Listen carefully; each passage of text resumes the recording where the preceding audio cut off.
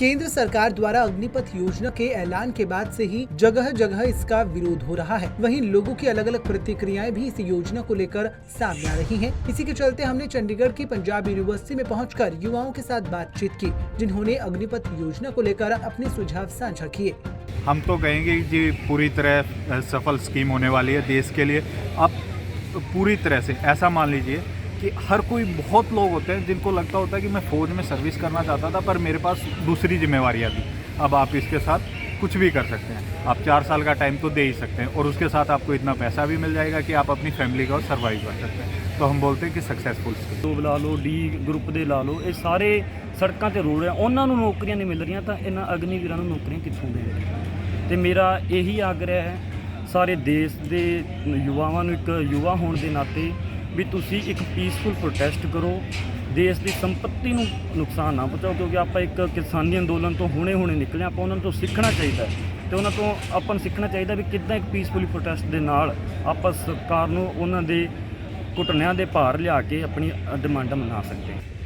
देखिए, अग्निपथ का जो एक क्लॉज है, मेरे को मतलब एक एस्पेक्ट है उसका मेरे को जो ना बहुत लग रहा है जहाँ पे गवर्नमेंट को कुछ सोचना चाहिए।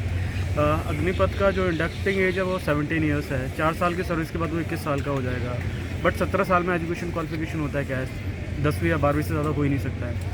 वो 4 साल सर्व करके जब आएगा उसके अकाउंट में पैसा होगा, ठीक है, सब कुछ बात मान लिया, बट उसकी एजुकेशन क्वालिफिकेशन वहीं की वहीं रुक जाएगी। Government should think over it, क्योंकि अगर वहाँ पे 10वीं करके ही वो 21 साल में रहता है या 12वीं करके रहता है तो उसका करियर वहीं का वहीं स्टॉप हो जाएगा। और people are demanding job security, not a security job. Almost same है, क्योंकि इनको जो भी करना था रेगुलर पोस्ट रखते अपनी तरफ, ठीक है। और जो अग्निवीर की पॉलिसी थी 4000, 5000, 50,000 जो भी है, क्योंकि एट प्रेजेंट 1 लाख से ज़्यादा मतलब 80,000 पर ईयर पोस्टिंग होती है आर्मी में, ठीक है। आप सिर्फ आर्मी के जवान के पीछे क्यों पड़े? बैंक में नहीं करते, आप कॉलेजेस में नहीं करते। कल को आप कह दोगे कि एक टीचर है उसको आप पोस्टिंग दो, 4 साल पढ़ाएगा, उसके बाद निकाल दो।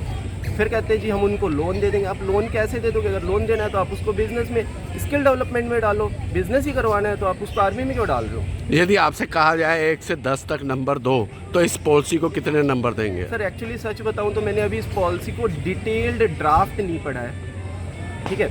बट जो ओवरव्यू आया है उसके हिसाब से मैं कह सकता हूं कि सर इसको मैं 2 से 3 से ज़्यादा मार्क्स नहीं दे सकता एट प्रेजेंट। मुझे डिबेट देखिए दोनों तरफ है कि एडवांटेजेस हैं, डिसएडवांटेजेस हैं। तो मेरे हिसाब से मतलब होता है ना, पहले से बेटर है जो पहले हो रहा था, क्योंकि पहले भी 15 साल सर्विस करके लोग निकलते थे, उनके पास कोई ऑप्शन नहीं होता था। वो कहीं होम गार्ड लग रहा है, कहीं सिक्योरिटी गार्ड लग रहा है, आर्मी को सर्व करके आया है। सो आई थिंक कि ठीक है, एज क्राइटेरिया है 17 से 22 दिया है, which is a very good age to मतलब होता है ना, लाइक तब तक कुछ भी लेट नहीं हुआ था लाइफ में करने के लिए। सो जैसे बहुत से लोग बोल रहे हैं कि मतलब 4 साल के बाद निकलेंगे, क्या करेंगे। तो मुझे ऐसा लगता है कि आज की डेट में अगर आप देखोगे तो कितने % यूथ है इंडिया में जिनके पास 22 साल की उम्र में वो निकल रहे हैं और उनके पास 12 लाख रुपए अकाउंट में है। जनरली उल्टा होता है कि उनके ऊपर एजुकेशन लोन होता है या कुछ होता है। अब उसके बाद एक तो अगर वो आर्मी में जाते हैं तो वो ऑलरेडी ग्रूम्ड हो जाएंगे। आर्मी आपको डिसिप्लिन और बहुत पर्सनालिटी का बहुत सारा डेवलपमेंट करा देती है। तो उसके बाद अगर वो सर्विस कंटिन्यू नहीं भी करते हैं, जैसा कि है कि 10% लोग करेंगे, बाकी सबको मतलब होता है ना उनको दे देंगे जो भी अमाउंट है। तो उसके बाद वो चाहे तो कुछ भी कर सकते हैं, चाहे तो बिज़नेस स्टार्ट कर सकते हैं, चाहे तो आगे स्टडी फर्दर एजुकेशन के लिए किसी यूनिवर्सिटी में अप्लाई कर सकते हैं। सो आई थिंक कि ऑल इन ऑल मतलब अच्छा प्रेसिडेंस है। कैसे इम्प्लीमेंट होता है वो मतलब that is a different thing, कि उस चीज़ को ग्राउंड लेवल पे कैसे इम्प्लीमेंट कर रहे हैं लोग।